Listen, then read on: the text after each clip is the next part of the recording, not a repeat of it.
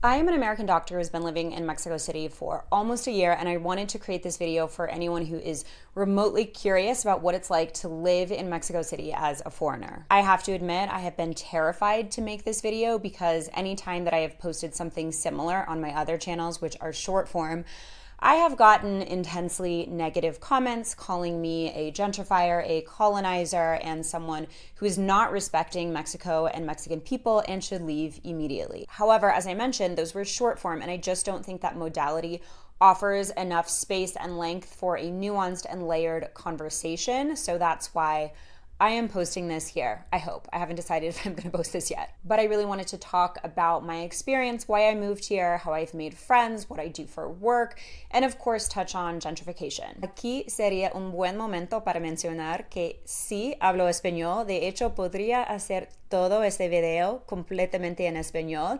Y si quieres que lo haga, por favor, dímelo en los comentarios. Obviously not perfect. Still learning, still have an accent, always will have an accent, but I wanted to get that out of the way. Wanted to start this video by talking about why I decided to move to Mexico City. And so for background, I was living in LA for about 7 years before I moved here. I was living in the same apartment in Santa Monica for about 5 of those years. So I was really craving a change. And in the back of my mind for a long time, I had always had this desire to move to a new city and kind of create a life. And particularly the idea of moving to an international city attracted to me, and even more specifically, a Spanish-speaking country, a city in a Spanish-speaking country, because I have always loved the Spanish language. I started learning it in high school, but after that I forgot everything. And over the years, I've kind of been up and down in my commitment to do independent study, to take classes while I was living in LA, but I realized like there is really nothing like immersion to help you learn a language. And so I decided, you know what, I don't have a partner, I don't have kids, I'm still young. I was 38 at the time, I'm 39 now. And I decided, why not? I had visited Mexico City before. I knew I loved it in terms of the culture and the food and the people and just the aliveness and energy that it has. So it was an easy choice. Also taking into account that the flight to get back home to where my family is relatively short, and family is super important to me. So I didn't want to live, on the opposite side of the world as them. In terms of work and how I make money as a doctor, I actually don't see patients here in Mexico because I don't have a license to practice in Mexico. For an American doctor with a US medical degree and a US residency training, it is a long and arduous process to get a license here. Sometimes it can involve more testing, sometimes it can involve more training, but always involves lots of bureaucracy and paperwork, etc. So that process can take minimum months to more likely years. So I don't have that license, but what I do is see patients online via telehealth appointments. These are patients in the United States, and then I do some consulting and social media. It's not a ton. It's nowhere near where my prior salary was, but it's enough. I will say that I do miss seeing patients, but in order to get some of that professional satisfaction and some of that connection to practicing medicine when I am in LA, I'm still able to pick up shifts there in the hospital, which is really nice. Now I want to move on to what my experience has been like in terms of the friends I have, the community I've built, and what I've experienced around hate and gentrification. I will say I came here and wanted to very intentionally adapt and integrate into the local culture and meet people who live here or are from here. It is totally possible to come here as an American expat and have your primary social circle be mostly other expats. That is possible, but obviously that's not the experience that I wanted. And so because of that, I have Mexican friends, I have a Mexican boyfriend, I've been to Mexican weddings.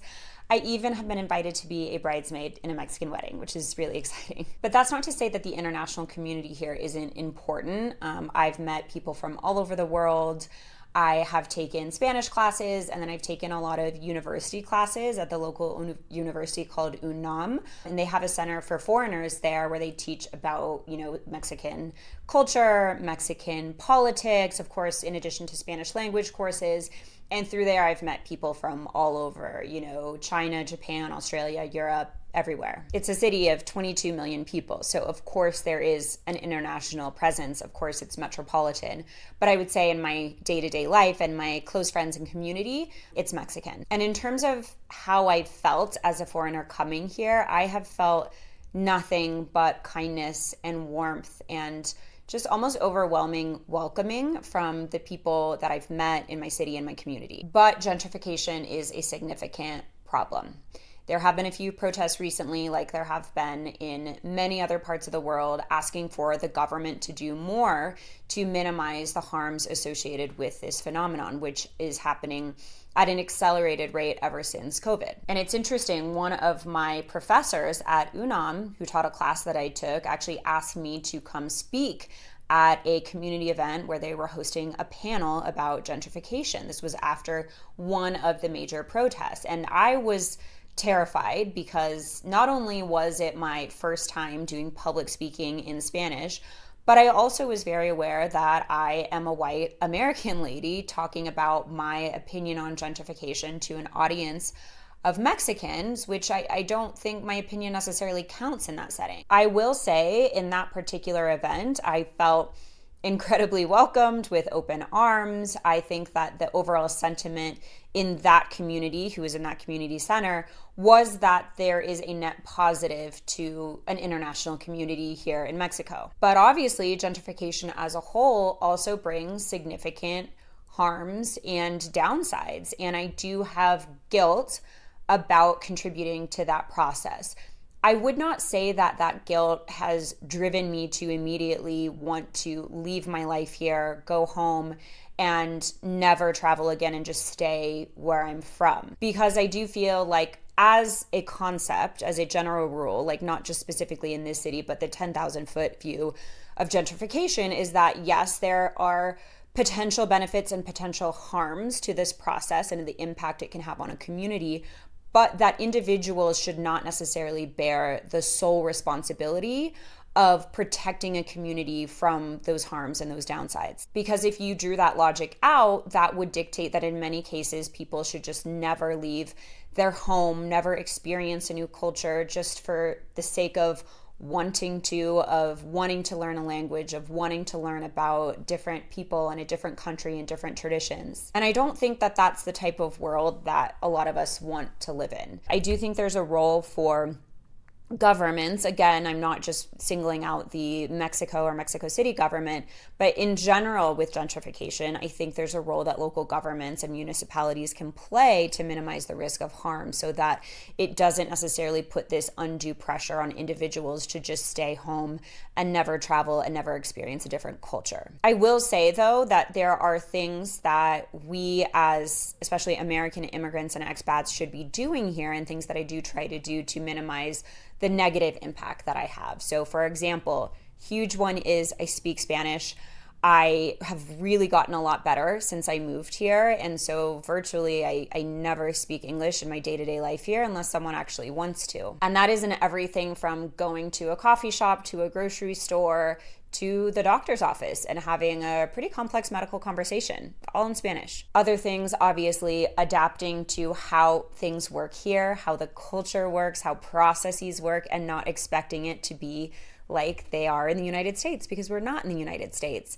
On top of that, supporting local businesses, shops, restaurants, cafes, volunteering, and then just generally being a kind person who brings good energy and good vibes and kindness and warmth to the interactions that I have on a day-to-day basis. I think these are other really important things that I try to make an effort to do, and I think Americans should be doing, or other foreigners should be doing when they move here. I also want to loop back and really emphasize, I think, the importance of speaking the language. And I think that as American expats specifically, they tend to often come here with significant power in terms of spending and finances.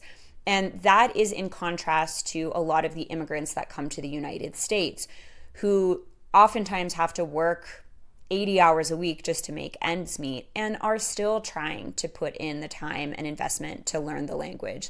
So I think it's really important for Americans to recognize that power and the privilege that they oftentimes do have, and realize that if they have that luxury of extra time, which most do, to use that time to really invest in learning the language. It is not a quick fix. You cannot do it with like a couple hours a week or even 4 hours a week. It requires significant time investment. Maybe, I don't know, I could be someone who's just like not that great at learning languages, but it's taken me a lot. It's been a significant process. To wrap things up, I do think that there are still people who disagree fundamentally with my decision to move here and think that I'm committing a grave error, a mistake by living and existing in Mexico City.